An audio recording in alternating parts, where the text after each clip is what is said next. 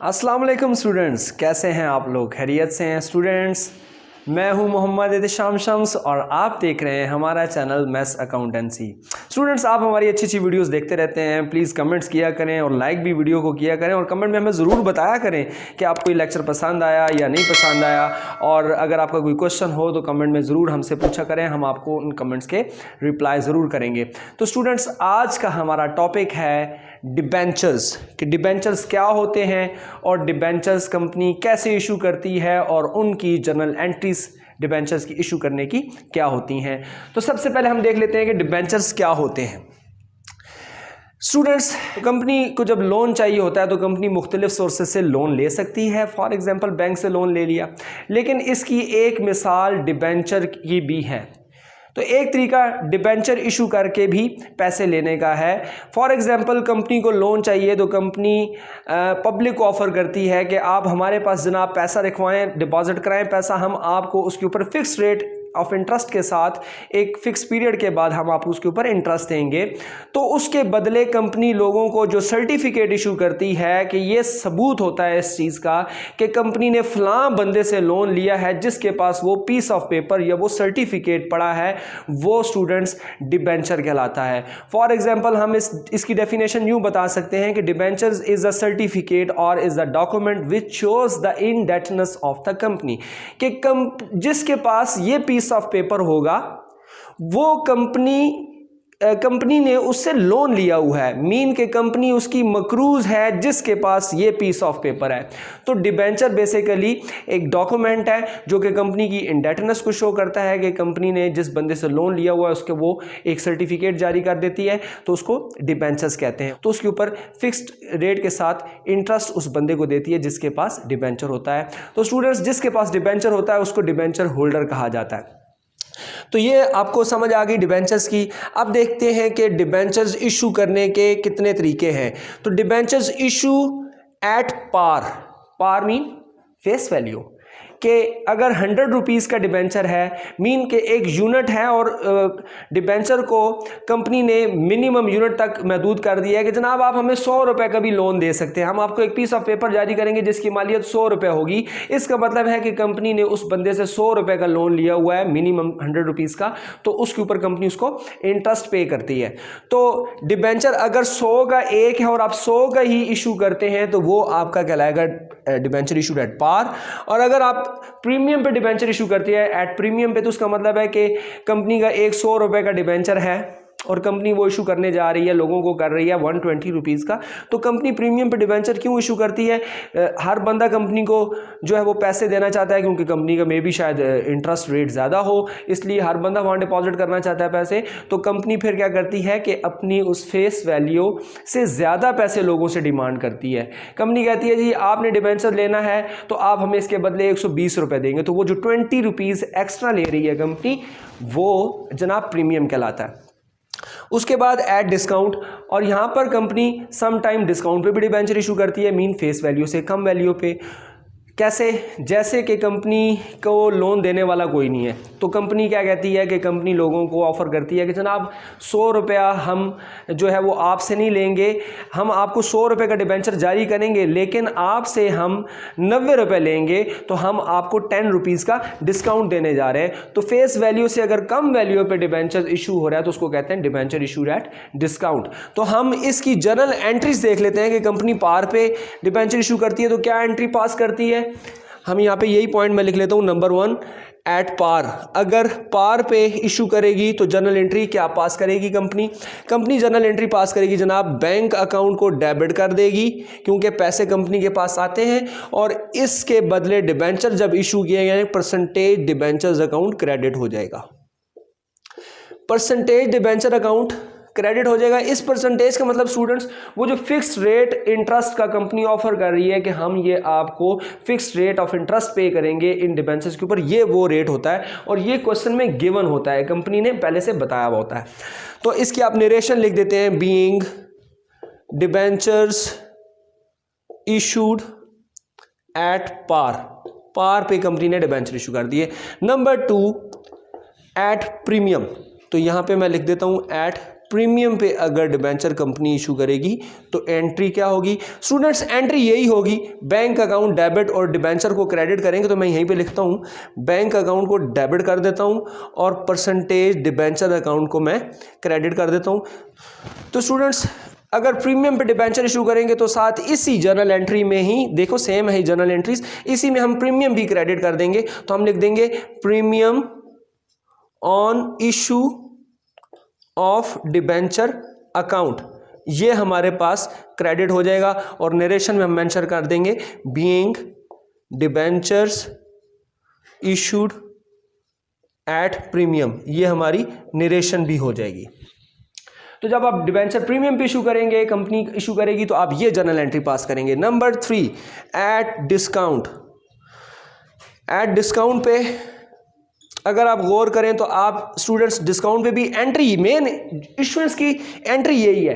अगर आपने प्रीमियम पे इशू किए हैं तो इसी एंट्री में प्रीमियम क्रेडिट हो रहा है, और अगर आप डिस्काउंट पे इशू करेंगे तो इसी एंट्री में डिस्काउंट डेबिट हो जाएगा। तो बैंक अकाउंट डेबिट कर देते हैं और क्रेडिट परसेंटेज डिबेंचर अकाउंट हम कर रहे हैं ना, डिबेंचर अकाउंट क्रेडिट, और यहां पर अगर डिस्काउंट पे इशू किए हैं तो इसी जगह पर डिस्काउंट आप डेबिट कर देंगे।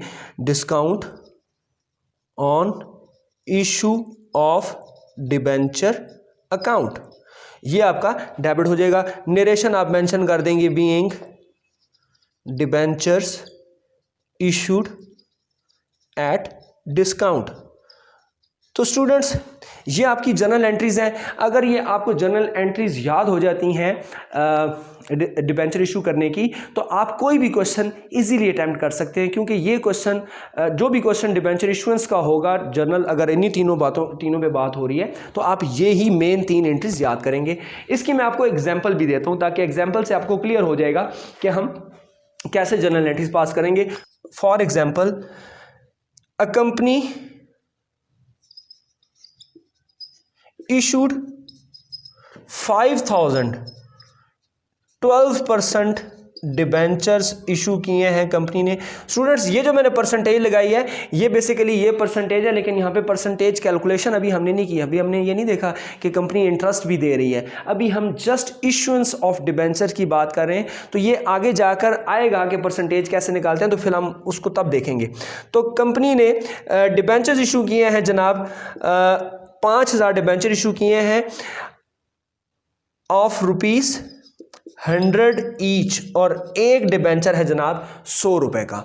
तो ये एक मैंने आपको क्वेश्चन लिख दिया है कि कंपनी 5,000 डिबेंचर इशू कर रही है। जो कंपनी 12% डिबेंचर इशू कर रही है, मतलब उनके ऊपर इंटरेस्ट रेट होगा 12%। ये जब आएगा तो फिर हम देखेंगे 5,000 डिबेंचर इशू किए हैं और एक है जनाब 100 रुपए का। तो आप देखें इसकी जर्नल एंट्री एट पार पे कैसे होगी, एट प्रीमियम पे कैसे होगी और एट डिस्काउंट पे कैसे होगी। तो इसी एंट्री में हम देखते हैं कि डिबेंचर 5,000 इशू किए हैं, तो यहां मैं लिख देता हूं 12%, क्योंकि ये हम कंपनी 12% डिबेंचर दे रही है, तो आपने भी ये परसेंटेज यहां पे लगा देनी है साथ। तो जनाब सबसे पहले आपने इस डिबेंचर वैल्यू को 12% जो परसेंटेज डिबेंचर अकाउंट है इसकी वैल्यू को लिखना है। 5,000 डिबेंचर जनाब 100 रुपए का एक, 5,000 डिबेंचर और 100 रुपए का एक हो तो अमाउंट बनेगी 5 लाख रुपया। 5 लाख रुपीस के टोटल डिबेंचर्स होंगे। तो स्टूडेंट्स ये हमेशा फेस वैल्यू से मल्टीप्लाई होगा, ये आपने हमेशा याद रखना है। और इसके अगेंस्ट आपने 5 लाख की रिसीव किया है, ऑब्वियसली 5 लाख रुपए आपके बैंक अकाउंट में भी आ जाएंगे, क्योंकि 100 रुपए का एक डिबेंचर आप 100 का इशू कर रहे हैं और 5,000 डिबेंचर की वैल्यू 5 लाख रुपए बनती है। तो आपके बैंक में 5 लाख रुपए डेबिट हो जाएगा और क्रेडिट हो जाएगा डिबेंचर 5 लाख से। इसी तरह से अगर एट प्रीमियम पे एंट्री होगी तो मैं यहाँ पे छोटा सा साथ लिख देता हूँ 12% डिबेंचर, क्योंकि मैंने ये पूरी वैल्यू लिखनी होगी 12% डिबेंचर अकाउंट।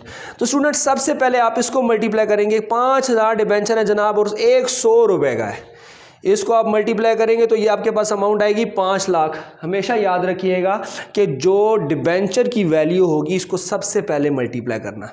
इसके बाद देखना है कि 5,000 डिबेंचर हैं और एज्यूम कर लेते हैं एट 10% प्रीमियम पे डिबेंचर इशू कर रहे हैं और 10% डिस्काउंट पे भी डिबेंचर इशू कर रहे हैं। तो हम यहाँ देखते हैं जनाब एक डिबेंचर हमारे पास 100 रुपए का है और कंपनी उसके ऊपर 10% प्रीमियम ले रही है, तो इसका मतलब है 100 रुपए पे 10 रुपए का प्रीमियम लिया जा रहा है। मीन 100 का 10% प्रीमियम है तो वो बनेगा 10 रुपीज़। तो यहाँ पर आप प्रीमियम को मल्टीप्लाई करेंगे 5000 डिबेंचर्स और हर डिबेंचर पर 10 रुपीज़ का प्रीमियम है, तो मल्टीप्लाई बाय 10, तो आपके पास ये प्रीमियम की वैल्यू आ जाएगी 50,000। अब आप गौर करें तो ये आपकी दोनों अमाउंट क्रेडिट साइड पे हैं। क्रेडिट को डेबिट से इक्वल करना हो तो आप ऑब्वियसली इनको सम करेंगे तो यहाँ पर अमाउंट आएगी 5,50,000। अब ये डेबिट के क्रेडिट के इक्वल हो जाएगी। तो यहाँ पर आप ये भी लिख सकते हैं कि 5,000 डिबेंचर है और हमारे पास बैंक में जो पैसे आ रहे हैं वो 110 रुपीज़ के हिसाब से आ रहे हैं। तो जब आप इसको इससे मल्टीप्लाई करेंगे तो यही वैल्यू आपके पास आएगी। स्टूडेंट्स, नेक्स्ट है हमारा एट डिस्काउंट 10%, मतलब कि कंपनी डिबेंचर इशू करने लगी है, 100 रुपये का एक डिबेंचर है और कंपनी देने लगी है वो आपको 10% डिस्काउंट पे, मतलब फेस वैल्यू से कम वैल्यू पे। तो 100 रुपीज़ का 10% लें आपके पास, वो आएगा 10 रुपीज़। तो 10 रुपीज़ अगर 100 में से कम करें तो 90 रुपीज़ का एक डिबेंचर इशू करेगी। इसको कहते हैं इशुएंस एट डिस्काउंट। तो यहाँ पर हम 12% लगा देते हैं साथ। अब सबसे पहले मैंने आपको बताया स्टूडेंट्स, आप इसी डिबेंचर वाली देखिए, मैंने यहाँ भी डिबेंचर को सबसे पहले मल्टीप्लाई किया, उसके बाद अगली एंट्री में भी सबसे पहले इसको मल्टीप्लाई किया। तो सबसे पहले आपने डिबेंचर वाली वैल्यू को फेस वैल्यू से हमेशा मल्टीप्लाई करना है। तो 5000 डिबेंचर ऑफ ₹100 ईच, तो टोटल अमाउंट आ जाएगी आपके पास 5 लाख रुपए के डिबेंचर्स। अब यहाँ पर डिस्काउंट को आप 5000 डिबेंचर है, हर डिबेंचर पर 10 रुपीज़ का डिस्काउंट है, तो टोटल डिस्काउंट आपके पास आ जाएगा 50,000। इसका मतलब ये है कि टोटल 5 लाख के डिबेंचर थे, वो आपने 50,000 कम वैल्यू पे इशू किए, तो टोटल आपको कितने पैसे रिसीव हुए? 4,50,000, 450,000। तो ये देखें, दोनों डेबिट और क्रेडिट साइड ऑटोमेटिकली इक्वल हो जाएगी। इसको आप इस तरह से भी लिख सकते हैं, 5000 डिबेंचर मल्टीप्लाई बाय 90 से मल्टीप्लाई करेंगे तब भी यही वैल्यू आएगी। तो स्टूडेंट्स, डिबेंचर इशू करने की ये जनरल एंट्रीज हैं, issuance at par, issuance at premium and issuance at discount. तो उम्मीद है आपको डिबेंचर की समझ आ गई होगी कि डिबेंचर्स क्या होते हैं और कंपनी डिबेंचर्स कैसे इशू करती है और उसकी जनरल एंट्रीज क्या होती हैं। अगर आपको हमारा ये लेक्चर अच्छा लगा है तो इसको लाइक ज़रूर करें, कमेंट भी करें, ताकि हम आपको आपके क्वेश्चंस के आंसर्स देते रहें, और हमारे चैनल को सब्सक्राइब करें, लोगों से शेयर भी करें ताकि दूसरों का भी भला हो सके। Thank you so much. मिलते हैं नेक्स्ट लेक्चर में। अल्लाह हाफिज़।